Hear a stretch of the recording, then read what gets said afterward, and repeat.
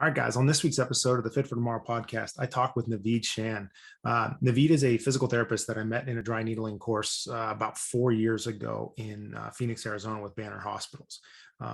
Naveed's a great dude.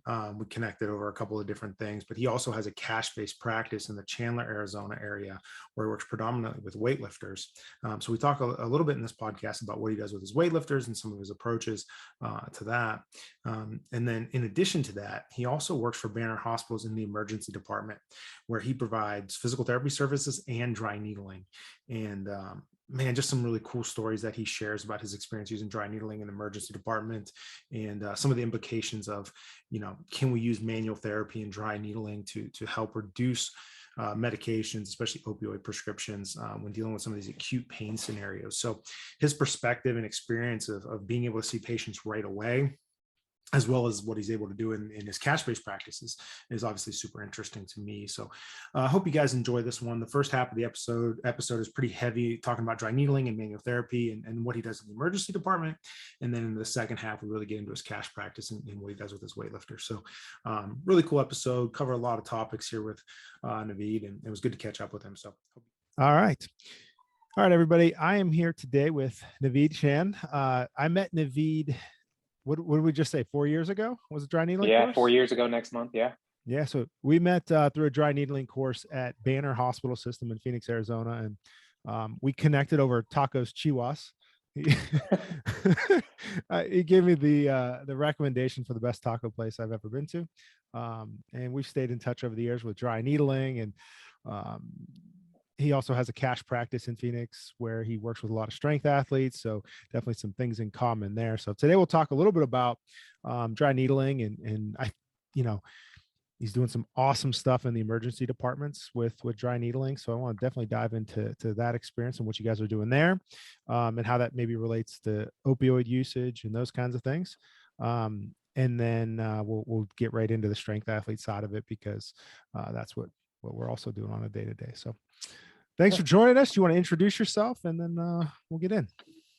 Yeah, absolutely, man. Nick, thank you for having me. I'm happy to be here. Good talking to you. Good catching up. Like Nick said, I'm a physical therapist based out of Phoenix, Arizona at Banner University Medical Center. I actually started the first physical therapy program within the emergency department setting at the Banner University Medical Center in Phoenix. One of the first things that my director at the time had me do, because he was a big fan of dry needling and a big proponent of it, and he thought he could help a lot of people. So my first continuing ed course out of PT school was the course with Nick, was integrative dry needling, which I really enjoyed, and I've had it a part of my everyday practice since then. I really enjoy it. Since then, next month it'll be 4 years in the emergency department setting. I'm really happy with what I've developed there, the growth I've put there, and the things we can do for patients outside of just pen medication and anti-inflammatory and maybe a unnecessary X-ray. So yeah, just happy to be here and happy to talk to you. I guess I didn't realize that was your first CE course coming out of school, huh?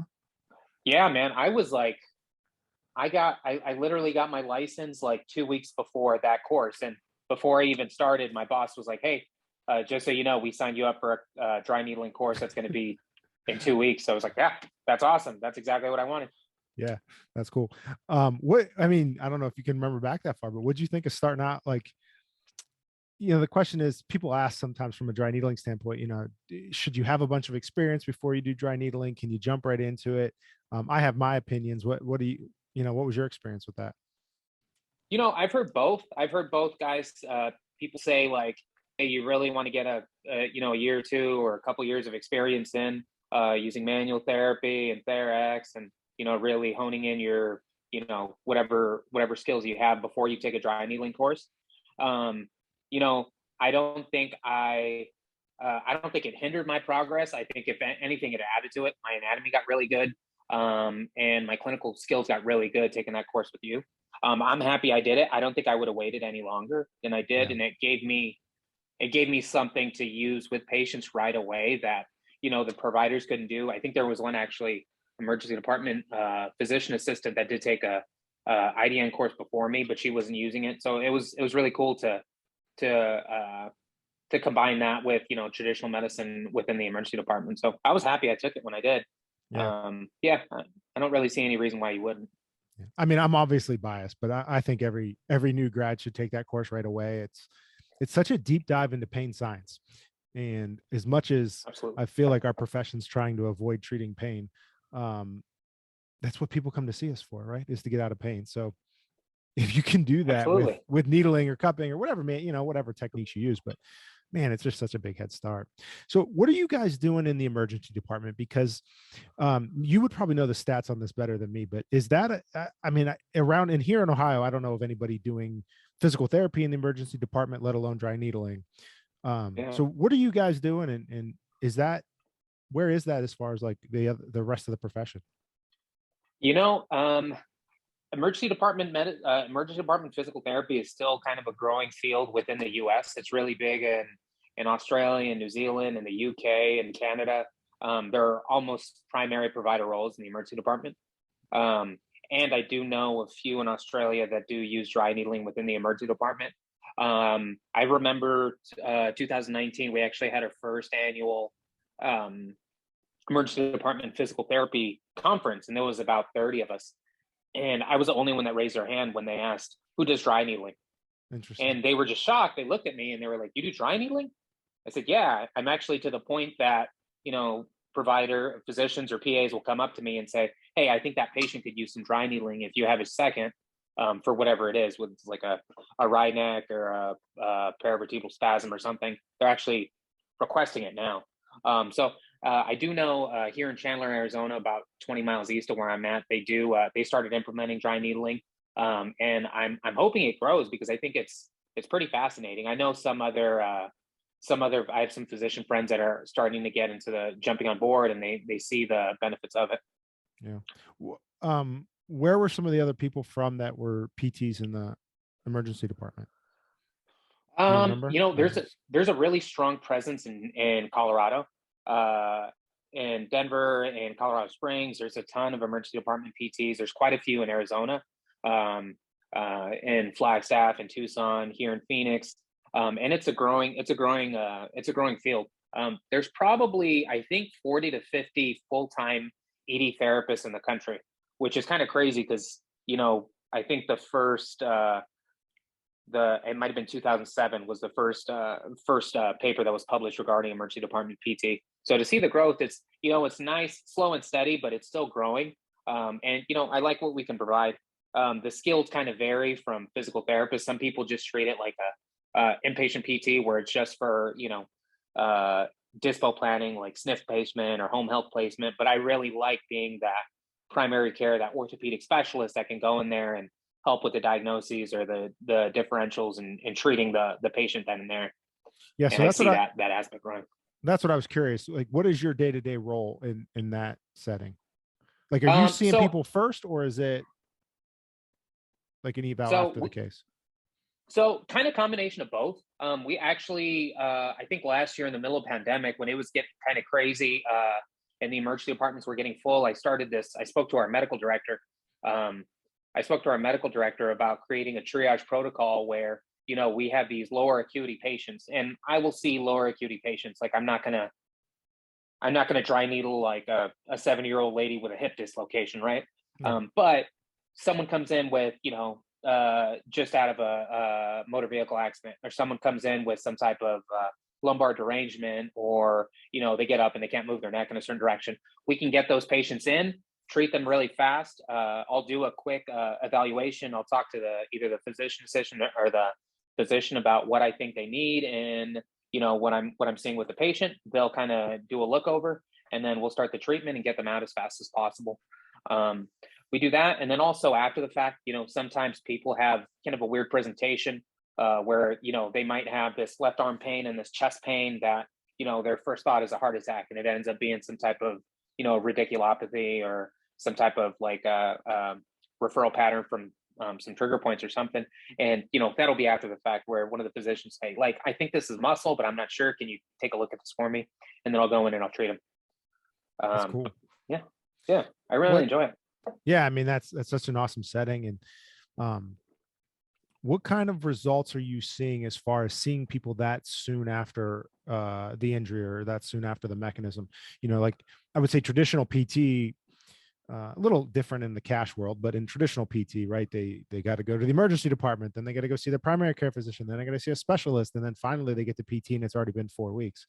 You know what I mean? It's crazy. And we're starting to see some revenue, like research published on revenue as far as total medical expense, whether you get physical therapy first or you go through that kind of cycle first. What are you guys, I mean, you're living it. What are you seeing as far as when you're able to get to somebody in the emergency department in that setting?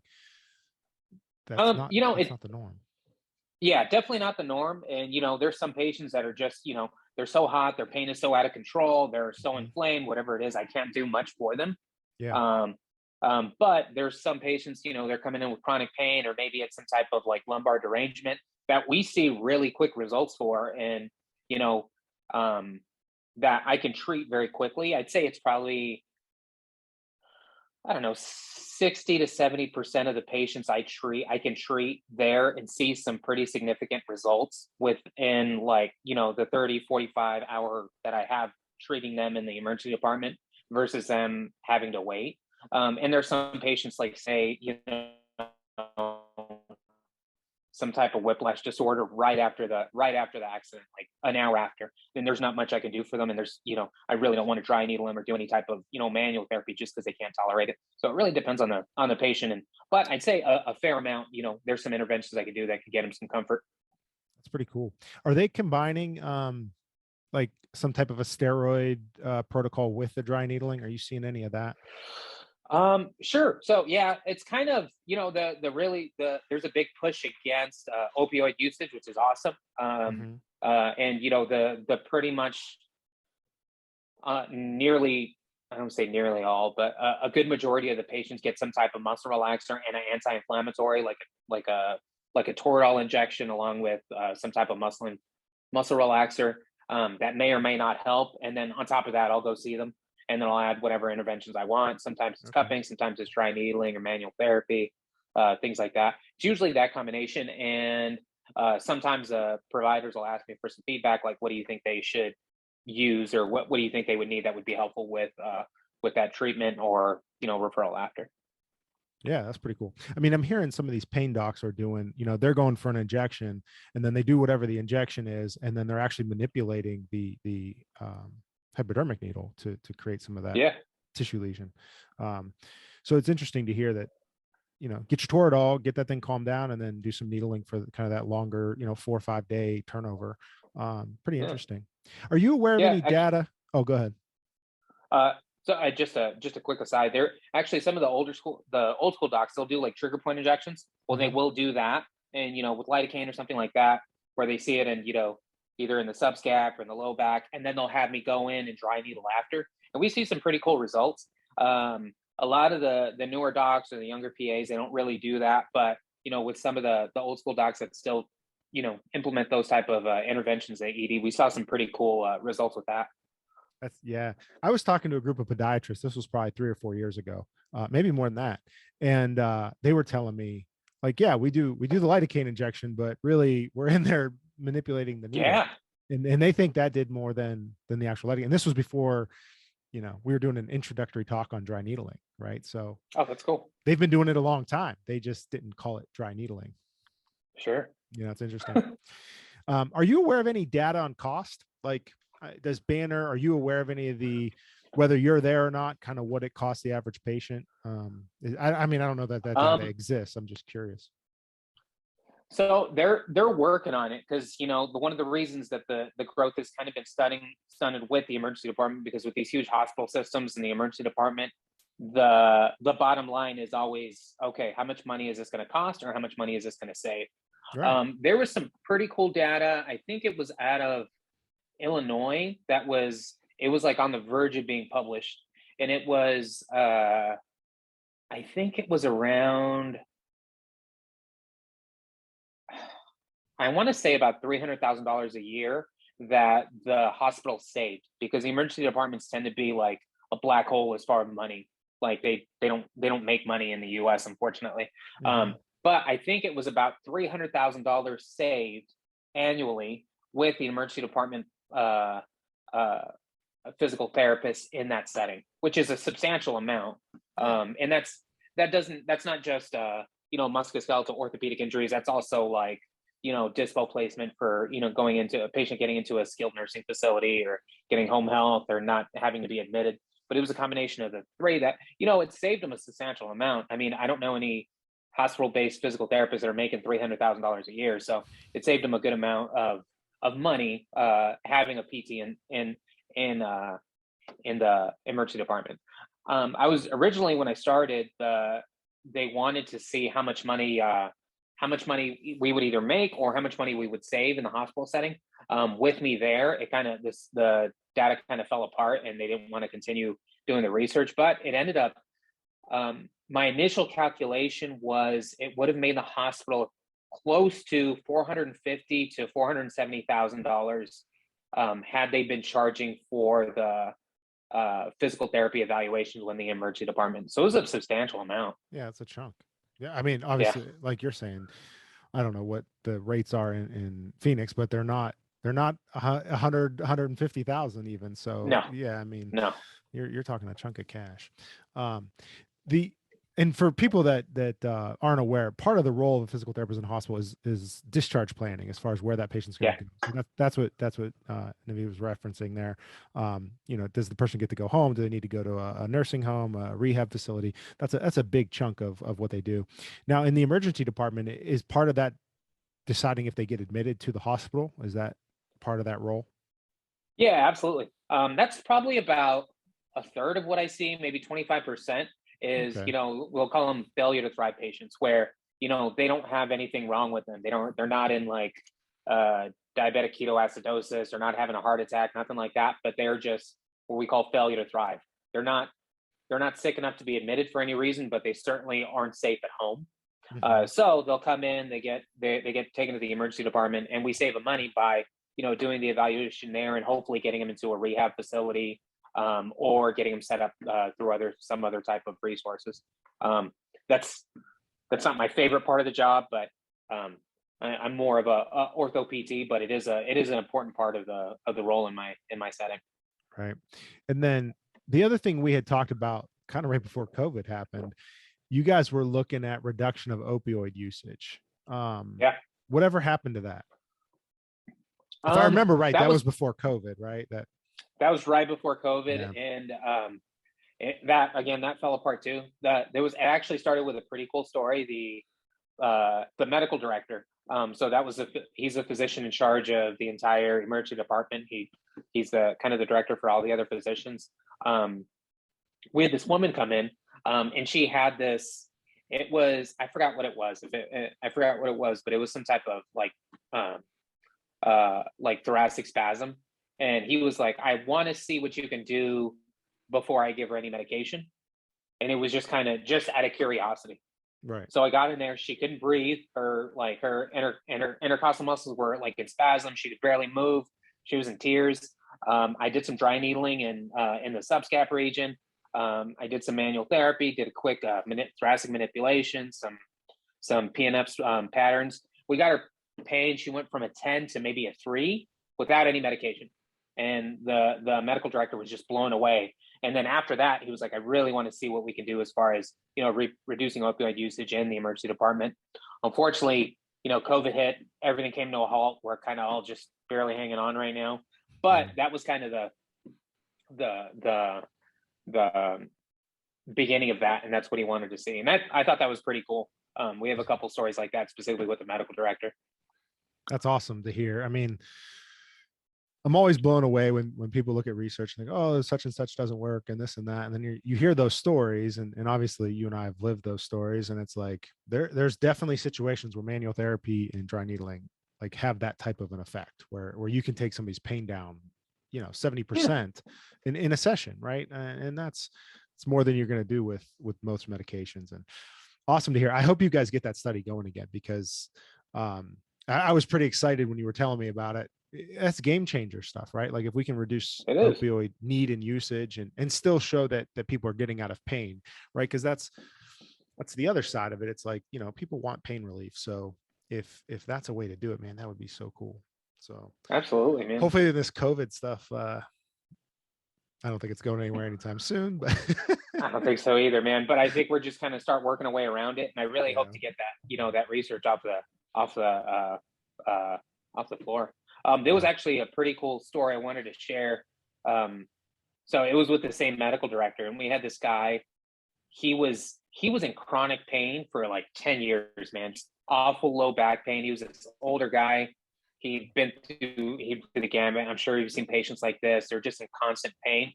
And he came to the ED. He couldn't do anything. And he was a miserable dude. He was yelling at the nurses. He was yelling at the doctors. The doc gave him, a single Percocet just to kind of appease him. Didn't do anything. He was super angry. And this is when I was first starting. And I just walked up to the medical director. I was like, "Hey, man, could I see him?" Because at this point, they didn't really understand what I do in the emergency department. So he was like, "Yeah, have at it." So I get in there, and this was maybe like a month after I took your course, and I was talking to him. I was talking to him. I was like, I'm not sure how much I could help you, but we could try and see what happens. And I'm working on him. I'm dry needling his paravertebrals. I'm getting some in his multifidi, and he's just laying there. And the medical director walks in, and he didn't know I was doing this. He just sees 10 needles in this guy's back, and it's just his jaws dropped. He's just like, what the hell are you doing? And then he walks out. He didn't say anything to me. And I take all the needles out. I did some manual therapy, worked on them a little bit. He's like, "Hey, man, I want to talk to my doctor again."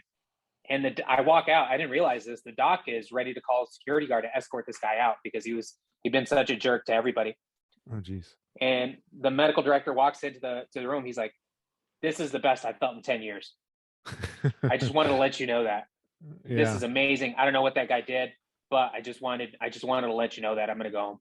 And the director was just blown away. He didn't realize that. And that was kind of it was cool because two things. We helped this patient that'd been in pain for so long. And then two, I finally got some buy-in from some of the physicians that what I do is not just, hocus pocus or whispering sweet nothings in the patient's ears.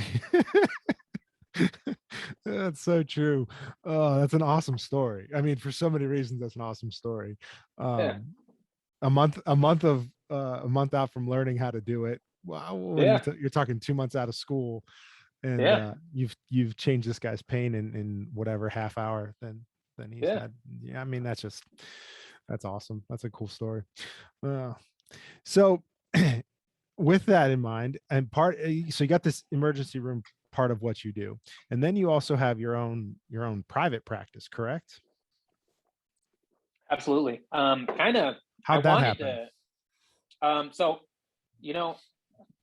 in PT school, I had a director that was very pragmatic, or not a director, a professor that was very pragmatic with us and said, "Hey, you really need to understand insurance reimbursements and how to get paid by insurance and how to get, your units." And she showed us this exercise where she was standing on a foam pad and had a baseball tied to a band. And she's like showing us this, and she's like, "And you could do this for a baseball player, and you could charge for neuromuscular reeducation." And I was just kind of blown away. Like, that's the dumbest thing I've ever seen. Like, why would you, like, what is that doing for the person? And then I went to, obviously in a clinical rotations, I was at a outpatient, sports outpatient clinic. And, I got really good at insurance fraud, and I really got really good at seeing 30 patients a day. And I realized this is not what I had in mind when I signed up for school. And this is not how I want to treat patients. I don't want to see patients for 10 minutes and tell them to go do like some yellow external rotation by themselves. I wanted to do my own thing. So maybe, let me see, I met you in January. I opened up a clinic inside of a gym in April. And I kind of just started working. Before that, I'd been competing in strongman and powerlifting for about 5 years. So I was kind of already in the community already. And I know you see these guys are constantly in pain. They always got something wrong with them. They're trying to work around injuries. And their bottom line is, I want to get healthy enough to keep lifting. I want to compete. I want to do whatever. So it's been awesome because I understood the language. I understood what they needed, and I understood how to get them better and how to work around whatever injury they had. So that started in April of 2018. It's been kind of growing ever since. I really enjoy it. So How long were I'm you out of there. school? Graduated December, January, February, March, started in April. So about 5 months. How long did you Yeah. last at that first job? Oh, you mean the clinical rotations? Oh, that was a clinical. Oh, okay. Okay. That's Yeah, that was what I was clinical trying to rotation. figure out. I was like, where were you there? Like Oh, a no. week? I was like, No, dude, I was there. That was the was longest clinical. 10 weeks of my life, man. Ugh. Yeah. I experienced Uh, the clinical somewhat like that. And honestly, my first job was kind of like that, where, yeah, you know, you're managing your schedule more than you're managing patients. You're, oh, exactly. go ride this bike over here because it's going to be good for you. But really, I just need 5 While I minutes. chart and I got to yeah, do this or I got to do that. Right. I mean, it's ridiculous. Unfortunately, it is what it is. And I know a new grad PT has been practicing for a year and he's burned out. He's done. He's like ready to quit the yeah, profession. He's 1 year out. yeah, Sad. man. I got classmates that are looking in case management jobs or like medical sales job because you know these mills and these like really like that are pushing seeing 30, 40 patients a day, they're killing them. And I don't think that's what the practice should be. And I kind of actually learning from you, and when we were in that course and you had already had your cash pay going for a while, I was like, you made it sound a little too simple. You made it sound a little too easy. Like it was just going to jump in. But I'm really happy that I did that. And I'm able to treat patients in a way that I want, that I'm not worried about units. I'm not worried about, oh, did we do that for 8 minutes? Oh, did we do this for 15? When's my next one coming in? Oh, I'm going to get them on a bike. Like, oh, have this person do that. They get an hour of my time. I'm able to do what I want with them. And, you know, we see some pretty good results with it. Yeah. I must have been still naive at that point if I made it sound too simple. Because it still has its unique challenges, right? And I can only imagine your day, right? Because you're working a full-time gig and then doing this on top, right? So yeah. You're busy, you're hustling.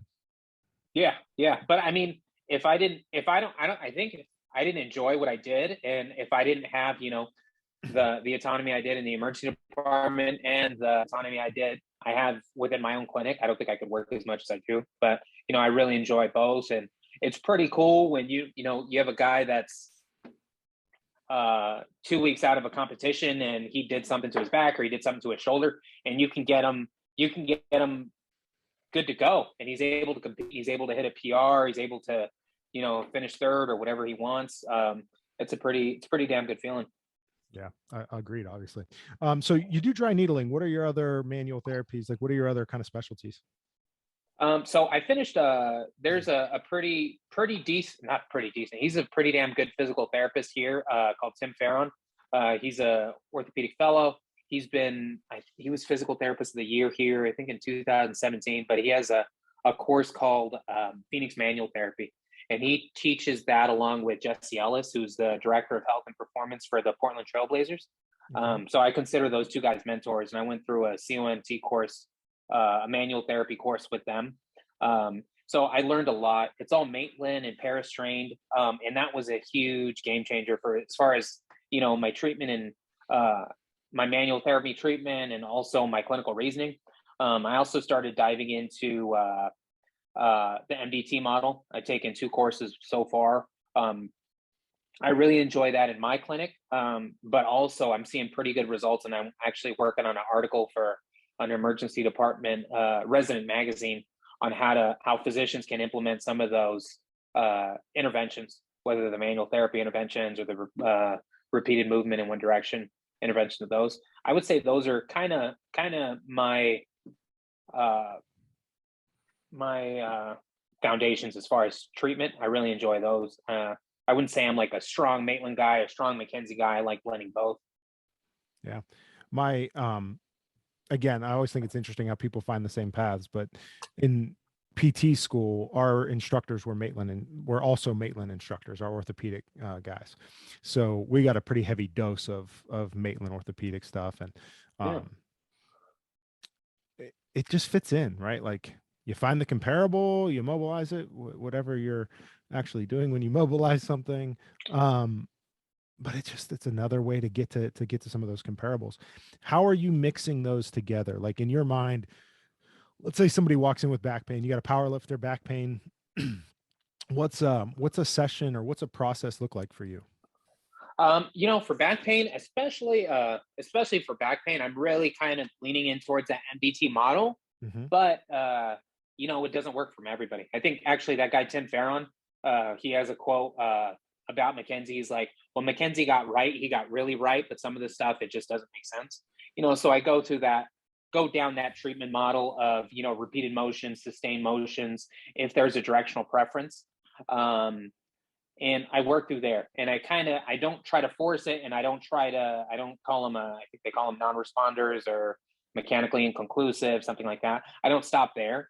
I kind of start working towards the Maitland model and see if there's anything that's not moving as well. Finding that asterisk sign and trying to repeat it, or trying to. Oh, don't know what that was. Am I back? You're back. Sorry, I got a call. Okay. Trying to see if we can, you know, finding that asterisk model and going through that clinical reasoning as far as the Maitland approach. I like combining the two. I don't think one works for everybody. And I like having a combination of both because what's that Bruce Lee quote? Take what's useful and throw away the rest. Like whatever I can apply for that patient in front of me, I try to do. And I don't think one model fits for everybody. Yeah, I agree. I tell people all the time, like, if the press ups are going to work, they're going to work, and they're going to work really well. But then sometimes they're not going to do anything, right? So it is what it is. But when the press ups work, UPA kind of back to front mobs also are going to work. Like, then they're going to work really well. So or a sideline rotational mob or whatever. But you're going to find one of those two are also going to work, and then do some press ups. And do you needle those people? Acute back pain? Yeah, almost. I wouldn't say almost always. Sometimes, like, you know, the biggest thing is, especially in the emergency department, I always kind of talk to them first about, you know, what we can do for them, and I give them some options. We can do manual therapy. We can do this. We can do dry needling if you're comfortable with it. And I always my only contraindication for most people is, are you apprehensive about needles? Yeah. And I'm always surprised, man. I've had guys, you know, you could tell they just got out of, you know, they did at least 5 years in some prison and they got some tattoo on their face and they're like, no, needles scare me. And I was like, what? But tattoos like, are not, push it, right? Yeah. Tattoos are not a sign of if they're okay with needles or not. No, it is not a sign.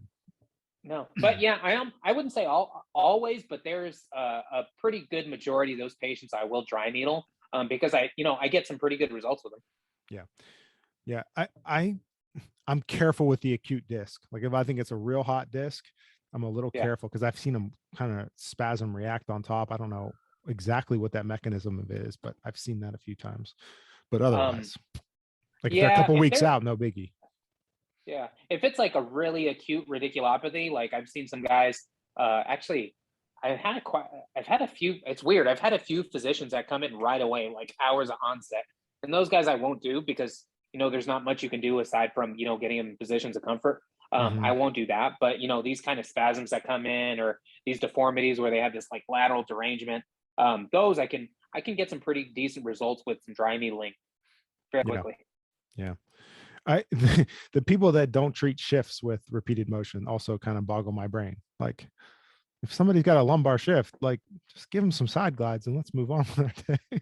Yeah, man. There was a patient I just saw, you know, I think 2 weeks ago. She came into my clinic. She had gone to this chiropractor.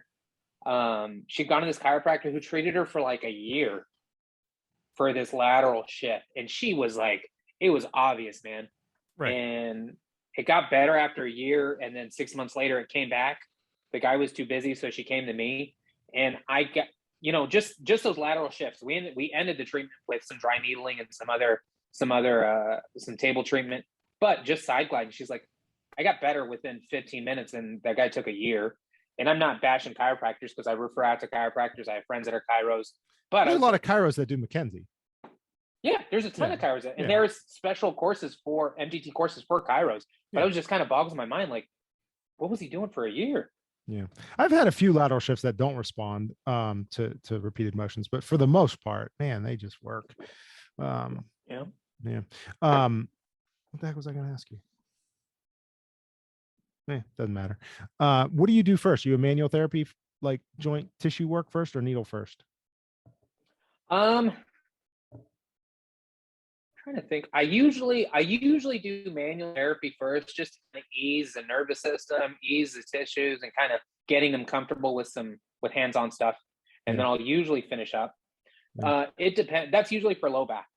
For if it's like extremities, if it's like the neck, I might do some needling first just to ease them up. If they have like a really, really stiff trap, or that like they got some type of torticollis going on, I might do some needling first just to, with some Easton attached to it, just to get them to calm down a bit. But yeah, I almost always do. I guess it varies on the patient. Yeah, I would say the same. I mix it up from depending on the person, but I get that question in courses all the time. So I'm always curious, you know, you've been doing it 4 years now, kind of where you've ended up as far as what comes first. Given that we're in a kind of a similar model practice wise. Do you do a lot of exercise stuff? How's that look in your practice? Oh yeah, almost always. There's not a patient that doesn't do exercise stuff. We'll do the manual therapy first, and once we get that, you know, increased range of motion, we got that reduced pain, we always end it with all right, this is what we're going to do the rest of the session, or this is what I want you to do every day once you're out. I don't really like the come in here 3 days a week model. I like, you know, I like the patient being independent, like, and I don't think we need to waste a lot of time with me watching you do like hip cars, or me watching you do some, you know, thoracic rotation. I want you to do this on your own, because I know you're a big boy, you're a big girl, you can be independent with this. But yeah, there's nobody that leaves my office that isn't getting some type of homework. To do. You mentioned the word cars. Have you done the FRC course? I haven't done the FRC course. I've done the FRR courses, but man, I really love it. I really love those, the end range training, the controlled articular rotations, things like that. They're just really pricey, man. Like, I think the two of the FRR courses were about 2,800 each, or 2,800 total. I thought it was 13 or 14 a piece. Yeah. For a 2-day course. For a 2-day, 8-hour course. Or if you want to do it online, it's the same price. It's the same price online, and it's shorter amount of time. Yeah. And there's no CEUs, because I was going to do one. I need a few CEUs for the end of the year here. And I was like, that's one I've been wanting to take. And then like, hey. Yeah, man. It's like, man, can I justify this? Like, but you know, I am going to take it eventually. I think it's great material. Yeah. I'd rather do it in person if I can do it in person. So I'm probably going to wait until I can. I'm curious about it though, since you've done it. Like on the surface, it kind of just looks like end range isometrics and end range kind of eccentric kind of stuff. And is there more to the theory, or is it mostly just kind of end range? To me, I think it's just end range isometrics, and it's really forcing those end range. It's really forcing that full range of motion. To me, that's what it. You know, watching it on YouTube, that's what it looks like. Yeah, that's what it looks like to me too. The FRR has a little bit more to it. And is the FRR, is that the manual therapy one?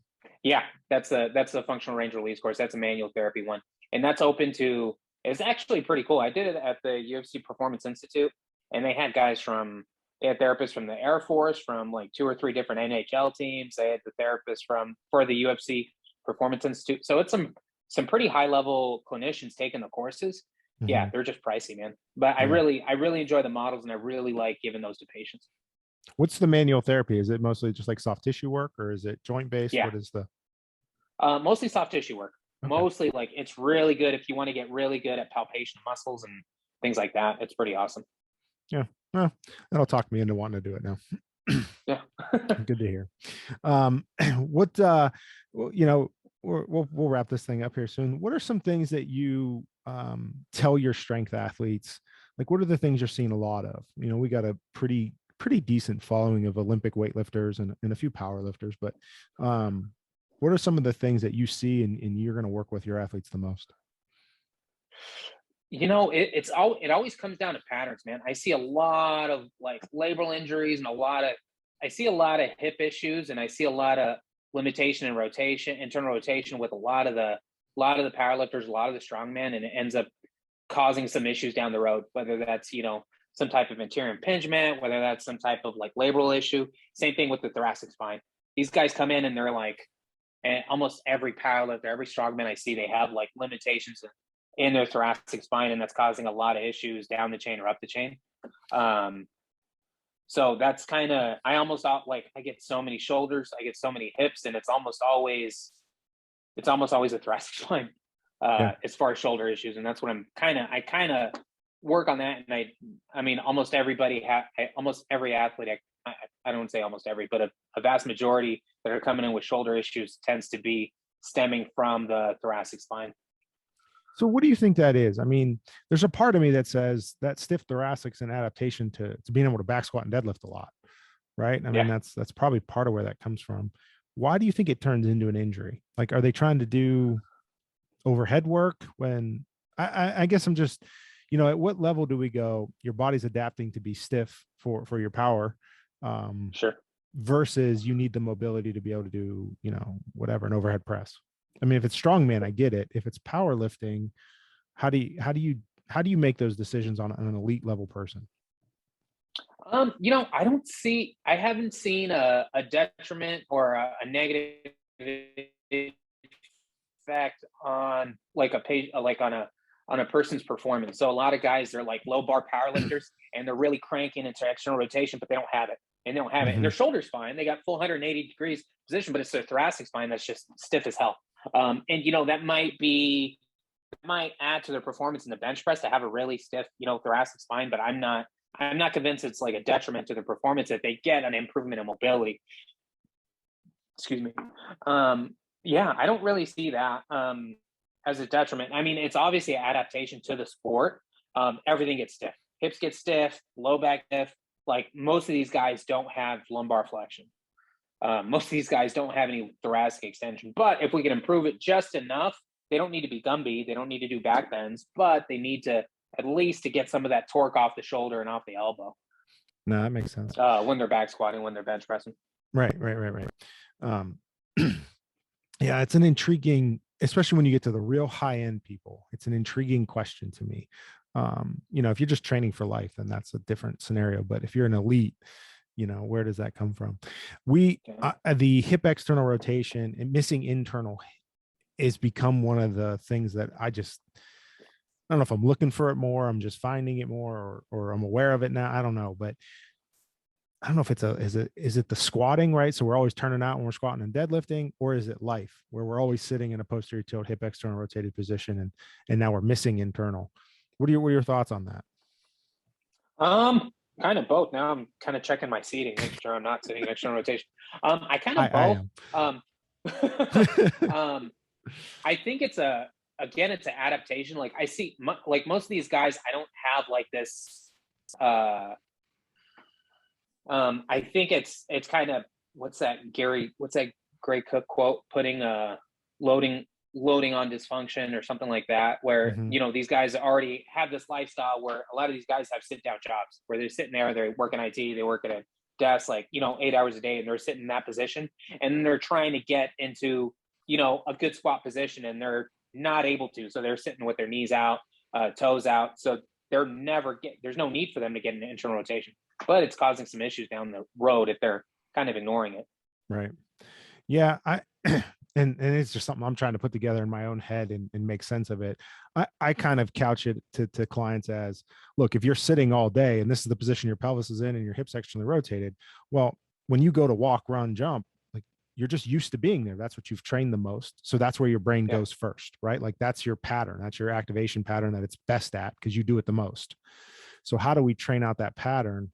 Because certainly I can put a mulligan belt on their hip and give them some internal rotation, and it's going to last an hour, but I can give it to them. So how do we, what is the best way when you have an athlete that is sitting all day in that position, then their training is in that position. How do we get them to sustain that hip internal? That's the beast. What's your move? What's your exercise? I usually go, where do you, I'll always have them, obviously we can't walk around with them with a mulligan belt, but I'll usually have them do some, hip distractions and working on going back to FRC and getting him in that 90 position with impales or rails, and That's having so in the FRC terminology, is 90-90 sitting with your legs kind of one in front of the other, one behind, or is it laying on your back with your feet on the wall? It's the first one. No. It's sitting up. It's the first one. It's Yep. like sitting in, like, shin is parallel to femur, femur is parallel to shin, Yep. and holding that position and really trying to improve internal rotation in that position. Although the other 90-90 position, I think it's from PRI, does you help can do with the same internal thing. rotation. Yeah, you can do the same Yeah. thing. Yeah. So I'll have them do that, and I'll have them sit there and actively train internal rotation. And we see some pretty good results as far as reducing hip pain just doing that. Yeah. So I used to use that one all the time, and then I kept finding that my people that had hip pain, like, they would still pinch there. You know what I mean? Like, Oh, yeah. they'd still just jam up. And then it was like, all right, well, how do we get control of this position? Went down the PRI world. I've done a lot of the PRI stuff. It works, but it's complicated. It's very complicated. Like, I think I had a friend tell me, he's like, you can't just take one course and get it. You have to take all 200 of them or whatever it is. Well, I know somebody that's taken like some of the courses 9 times each, and he's very competent. Like, he's incredibly, smart. But my question is always, can you translate, if you have to take it 9 times, can you translate it to a client, right? Like, knowing what your background, if it takes that many times to understand it, how the heck am I going to teach a client that in 30 minutes? I mean, it's tough. I've been doing a lot of like split stance work, because then I can mess with, right, I get them in like a gait pattern of, lunge position type deal. And now I can internally rotate one side. And then when I see that other foot blow out, so if I go hip internal rotation with extension, the knee behind, then I'll see that lead leg externally rotate, because they don't have the range. So they're just compensating, and I can correct it. In my mind, it's a little more functional than sitting in a hip 90-90 on the floor. So that's what I've been playing with the most recently. But I think that's a tough one, always a tough one. Yeah, absolutely. Because you just see they just compensate the other, right? You internally rotate one hip, but then the pelvis just rotates and moving that way. Yeah. Right. And look at all the internal rotation I got. Well, no, you just shifted your hips. Yeah, you just shifted your hips. And so how do you block that? And then not only how do you keep that from happening, but how do you make sure when they go home and do it, they're not cheating? Yeah. So those are, whatever. Those are the eternal struggles, I guess. But we've been doing Palloff presses in that split lunge position. Oh yeah. It's a little gnarly. It's kind of cool. It is, man. I like the split. I like the split squat position for so many different things, man. For rows, for pressing. One, it's forcing like a lot of stability, a lot of trunk stability, a lot of control, and like what you said, it's forcing into that internal rotation. And if they can sustain that knee position, it's not an easy position to do. No. And I see that a lot in strength conditioning too, is they're really pushing that split squat position with different things, either the forefoot loaded or that forefoot loaded position, or isometrics in there. It's it's a powerful position, especially for athletes. Yeah, you're seeing a lot of the isometric stuff now. I feel like Boyle was the first one to, we're going back, I don't know, 8 or 9 years. Boyle, when was that article where he was like, no more back squatting for my athletes? He was doing all Bulgarians. It's got to be. I remember that.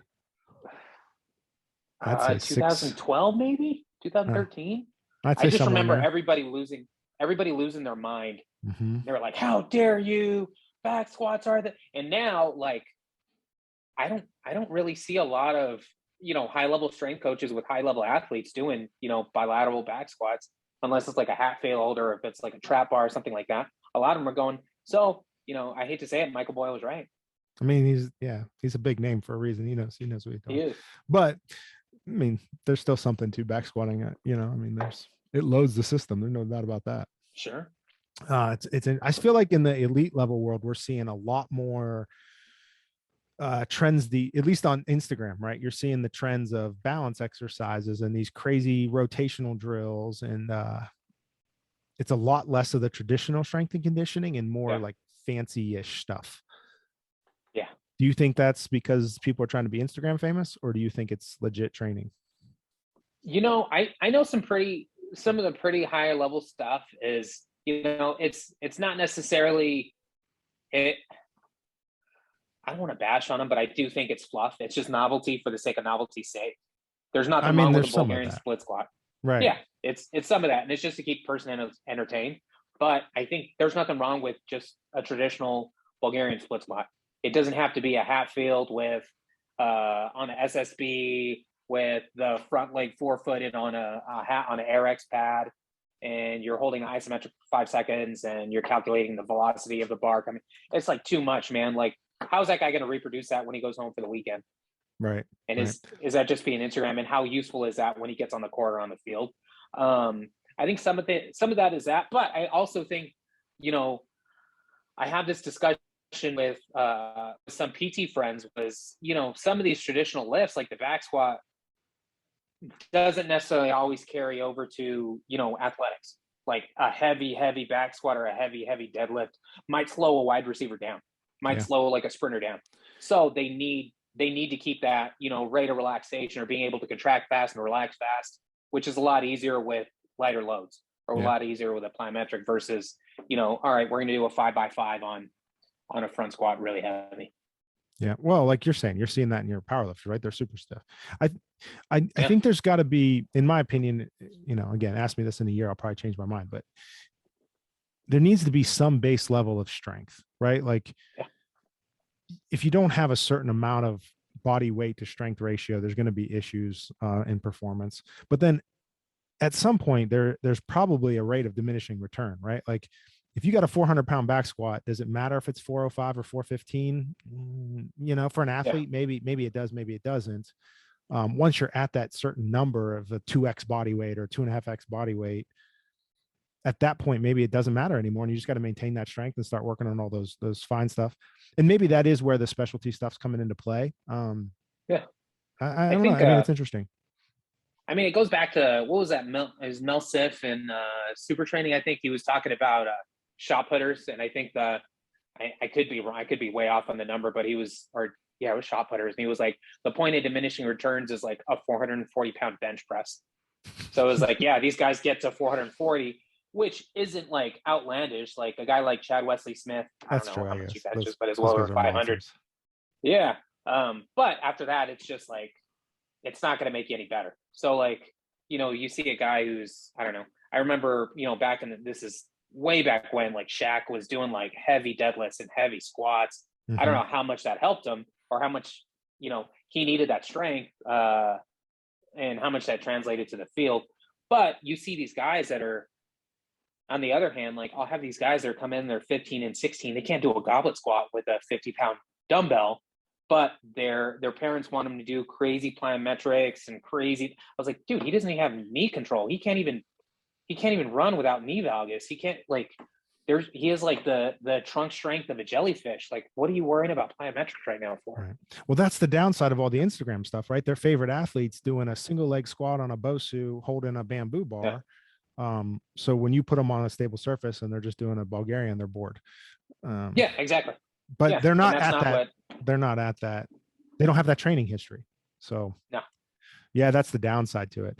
I mean, what's with all the right? I'm in Cleveland, right? What's with all these soft tissue injuries? You think that's a powerlifting problem? Do you think that's an undertraining problem? We're sensitive to it here because we've seen a ton of them. But your speculation, right? You have no idea what those people are doing for training. But in general, what are your kind of overall thought? I mean, it's probably a combination of both. Like guys just don't have that tissue tolerance, but also guys aren't taking care of themselves. So they're not getting that manual therapy. They're not getting the soft tissue work that they need. They're not recovering well. So maybe that comes back into the overtraining aspect of it, or their program is just not where it needs to be. Yeah. Such a complicated question. Yeah.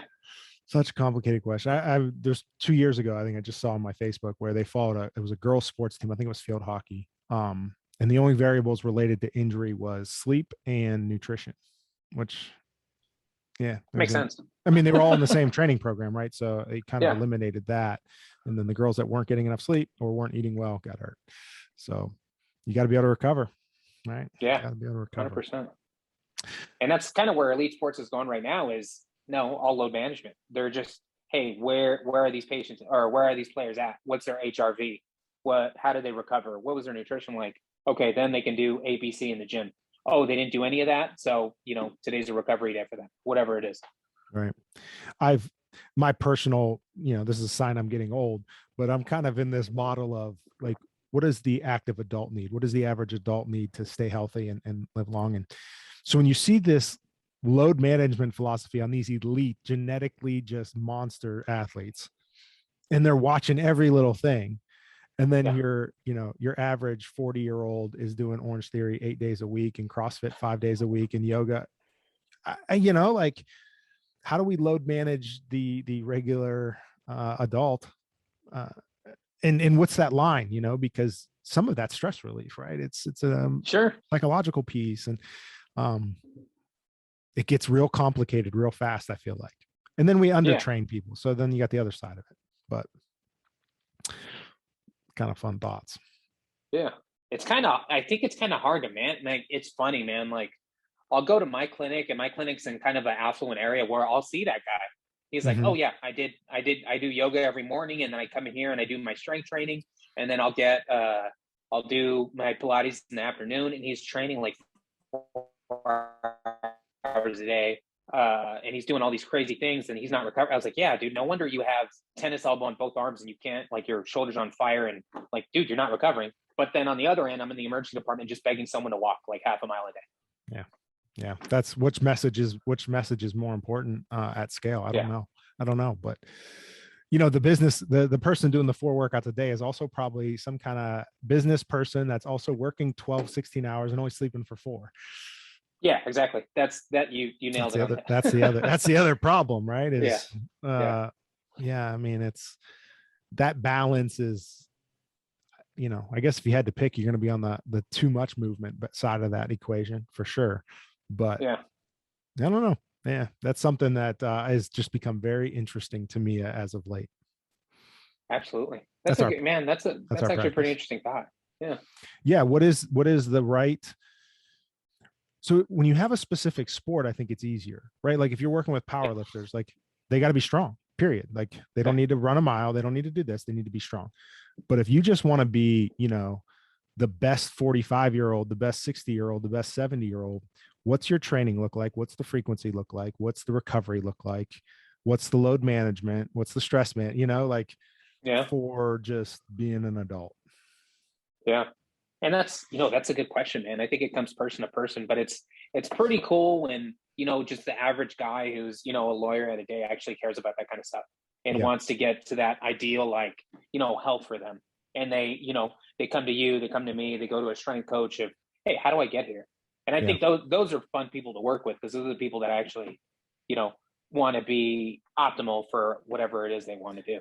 Well, and that's the other side of having a cash practice, if you will, is that most of your people, I mean, 99.999% are there because they just want to be better, right? Like that's, absolutely. You're not getting any fluff. You're treating people that want to get better, which is awesome. All right, man. Well, we're coming up on an hour. Let's wrap things up. I appreciate your time coming out. That was, or getting on the call. It was awesome. Yeah, man. Thank you for having me. It was good catching up. It was good chatting with you. I don't get these kind of conversations pretty often, man. So it was a lot of fun. Yeah, it's good. Well, that's the other part when you're in a cash practice, right? You got to talk to yourself a lot. So we can do Zoom calls. Yeah, absolutely, man. We can do this once a month. Zoom calls. We'll pick up another one. Maybe we'll pick a deeper topic on the powerlifting side or something like that, and really try to dive into getting into the science and nitty gritty of something. That'd be fun. Yeah, absolutely, man. Thank you for having me, Nick. This was awesome. Yeah, it was great. All right, we'll see you next time. Awesome, man. Thank you. All right. I hope you enjoyed that episode with Naveed Shan. Always great talking with Naveed. He's obviously a great guy. Runs a really interesting practice out of the Arizona area, the Phoenix, Arizona area there. And just some of the things he's able to do in the emergency department compared to what he does in his private practice. A lot of great insights. And so I hope you enjoyed. Continue to follow him and support his business. On Instagram, he posts a lot of great content. At @nshan87 is his handle. We'll tag that in the links below. And of course, for more information from us with Fit for Function, the Fit for Tomorrow podcast, Please follow us at Fit for Function on Instagram. Our website's at Fit for Function. From the links, and you can find our podcast and find the different podcasts. You want to listen to this audio only on all the major podcast hosts, including Apple. So hope to see you on the next one. Please follow us at Fit for Function for more, and leave a comment below if there's something you want to see or learn more about. Let us know in the comments below. Thanks, and we'll see you on the next one.